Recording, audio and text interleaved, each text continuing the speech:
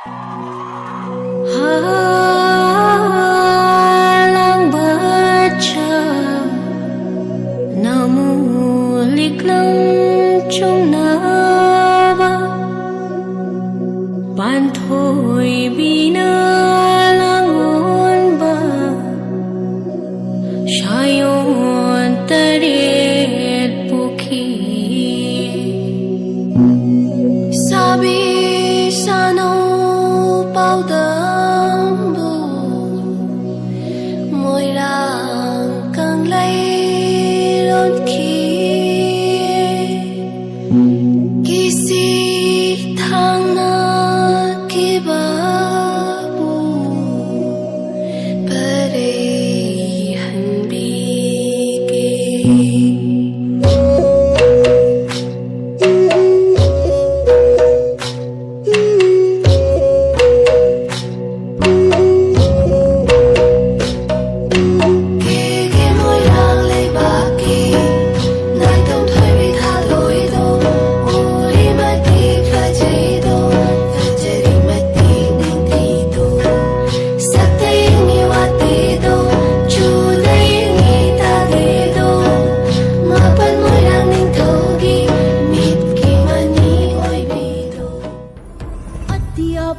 nawang thôi ba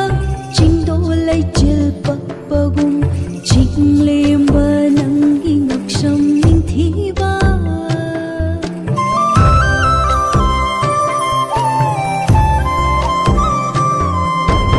atia pa nawang thôi ba chinh đô lay chill bạc bagum chinh lem ba nang ingak sam ning thi ba ngak sam hup jana baling jay kundo pare pamunak tayo hanbiu ni jay thazagi macha morambi gi mapari sabi samu kangan ba chat silaw chat minna silaw moirang lokta ki aida mani amang alawi sora rengi lay bakta tha chamanangan gumi tungda taba shamlang na dang lo thinga hingni mangi shai non lam hindi na lay chil nong pu bini jingkhu badi na hagi ngamung lang len thoi bi do pari imong set nare samlang fara sare do mitlo pirang kandare pari pangal lep laga mai thong makalam leni momonok leni khanjaro ba hambal da koi da hido na alim ni bu kauna bara awa podlo kukleni ninglo ba manglang moi na thogle da maja khai na mai shana jak thek la thamu maja jama jamagi thauna khaki khumlang magi lamandi ina shingle do I magi laman na thawai oina thare do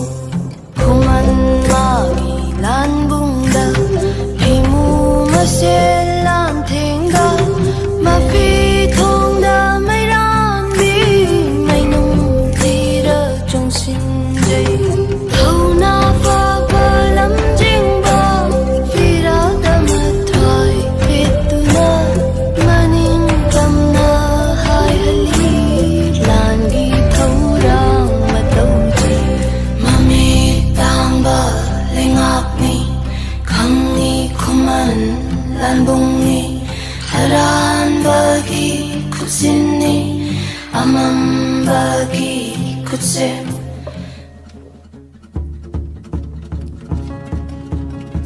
major चोंग थापोंगना खुद थांग सांग चुंगुई पाइड हारिरगा ब्रिटिश चामगी मंगा ककलकपा